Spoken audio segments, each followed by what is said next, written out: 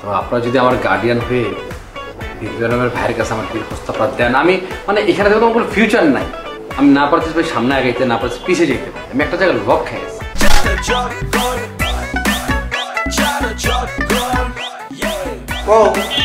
কিসের জন্য ডাকলাম? আমাদের এক জায়গায় আসতে করলে কথাটা কই ভালো ভাই আপনারা আপনার ছাড়া তো আমার কেউ নাই, আপনারা তো আমার পরিবার, আপনি আমার মা বাবা, আপনি আমার ভাই বোন, মানে বিনতে ম্যাডামের ভাই আসতেছে। তো আপনারা যদি আমার গার্ডিয়ান হয়ে ম্যাডামের ভাইয়ের কাছে আমার বিয়ের প্রস্তাবটা দেন, আমি মানে এখানে দেখো কোনো ফিউচার নাই, আমি না পারতেছি ভাই সামনে আগাইতে, না পারতেছি পিছিয়ে যেতে, আমি একটা জায়গায় লক খেয়ে গেছি। আমি ম্যাডামকে বিয়ে করে আমি আলাদা সেটেল হয়ে গেলাম, আর আপনার এখানে একটা কম্পিউটার কমলো, আপনাদের যে ভালো হইলো, আপনারা আপনাদের জীবনটাকে আপনার সেটেলমেন্টের দিকে একটু আগায় নিলেন। তোমার কি কোনো কমন সেন্স নাই? বিনতি ম্যাডাম হচ্ছে আমাদের ম্যাডাম, আমরা এখানে একসাথে কাজ করি, চাকরি করি, আর তুমি বলতেছো তার ভাই আসতেছে, তার কাছে তোমার বিনতি ম্যাডামের বিয়ের প্রস্তাব নিয়ে যেতে? হ্যাঁ, আমি এটা পারবো না ভাই, এটা আমার পক্ষে সম্ভব না। ভাল লাগছে, একদম ভাল লাগছে। আমি 200 ভাগ রিজুক ভাইয়ের সাথে এক। উনি যে কথাটা কইছে একেবারে বাস্তবসম্মত কথা বলছে, হঠাৎ এইসব কথাগুলি তো হবে না, কিন্তু সেই সাথে আমাকে মধুর আবেগটাও ভাই দেখতেই হবে। মানে ও যে একটা আবেগের মধ্যে আছে, মানে সেটাকেও একেবারে ফেলে দেওয়ার ব্যাপার না, ওটাও একটা বিবেচনার মধ্যে আনতে হবে। এখন সেটা একটু ভাবার দরকার। এত ভাই ভাবি বা লাভ নেই ভাই, মধু ভাই তো ভালোবাসে বিনতি ম্যাডাম, তো মন থেকে ভালোবাসে, এর আবেগ তো ফালানো আবেগ না, এর যদি ফালানো আবেগ তো কখনো এমনি করে সিরিয়াস ভাবে বলতো না আপনি আমার মা বাবা, আপনার আমার ভাই বোন, আপনারা সিনিয়র হয়ে আপনারা কি করবেন এটা আমার দেখার বিষয় না। আপনারা যদি কিছু করতে না পারেন, আমি মুন্না মধু ভাইয়ের গার্ডিয়ানে তার ভাইয়ের সাথে কথা বলবো তার বিয়ের ব্যাপারে, আপনার লাগবো না ভাই। মুন্না, বেয়াদবি করা যাবে না। আমি যেখানে এই বিষয়ে অবচাইতে কইতেছি সেখানে তুমি এই কথা বাড়াই নিয়ে যেতেছো, হ্যাঁ? কেন?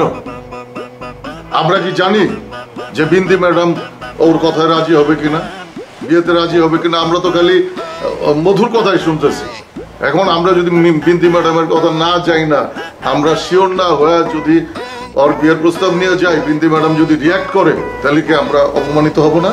না ভাই, আমি জানি, আমি অবশ্যই বিনতি ম্যাডাম এই বিয়েতে রাজি, শুধু উনি আমার গার্ডিয়ান নাই বলে উনি রাজি হচ্ছেন। আর বুঝেন না, তার মেয়ে মানুষ, উনি তার মুখ করে বলতে পারেন না, তাই না ভাই? যেহেতু ওনার ভাই আসতেছে ভাই, এটা একটু ভাই আমার বড় ভাইয়ের জায়গাতে আপনারা ম্যানেজ করেন। আর হচ্ছে ভাই আমার বিয়ে তো ভাই আর কেউ নাই আপনারা ছাড়া, ভাই আপনি আবার উকিল ভাব, এই দুজন হবে আমার সাক্ষী। যান সাক্ষী দিয়ে দিলাম। আরে না, ঠিক আছে, ফুটফাট করে কথা বলি। মানে রিজুক ভাই যেটা বলছে সেটা তো বিবেচনার ব্যাপার আছে। কেন বুঝতে পারছি? এটা হিসাব করবে না। তুমি যে ফুটফাট করে কথা বলছো, এটা একটা বিয়ে, এটা একটা ক্রিকেট খেলার মাঠ না, খেলার পাড়া মহল্লার খেলা খেলেছো, এটা এত সহজ না। উনি জায়গা মতোই আছে। দেখো ভাই, তোমার আবেগটাকে ফেলে দিচ্ছি, তোমার আবেগ মাথার মধ্যেই আছে, এটা যাতে ঘটে সেটাও আমি বিবেচনার মধ্যে রাখলাম। এখন ব্যাপারটা আমরা একটু সিনিয়র পর্যায়ে একটু ভাবি, তোমরা যাও, দেখতেছি মানে ব্যাপারটা ভাবে একটা কি করা যায় দেখতেছি। ভাই মধু ভাই দেয়া দিয়ে আমিও আপনাদেরকে একটু কথা বলতে চাই। হ্যাঁ কই বলো, অসুবিধা নেই, কও কি। আরে বলো, তুমি তোমার গার্ডিয়ান, আমি তোমার গার্ডিয়ান, বলো না ভাইয়া। এমন না, আরে বলা যাবে।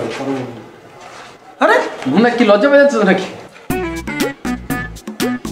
আচ্ছা ভাই, আমি আমার ডিসিশনে ভাই আমি একদম স্থির আছি, এটাই ফাইনাল ভাই, বিয়ে করতেছি, আপনারা বেডে ম্যানেজ করুন প্লিজ। আচ্ছা যাও।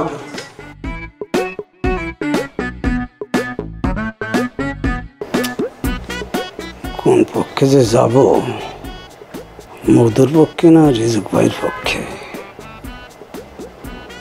একটা পেশের মধ্যে পড়ে গেলাম, এত সহজে ডিসিশনটা নেওয়া যাবে না, একটু সময় নিতে হবে।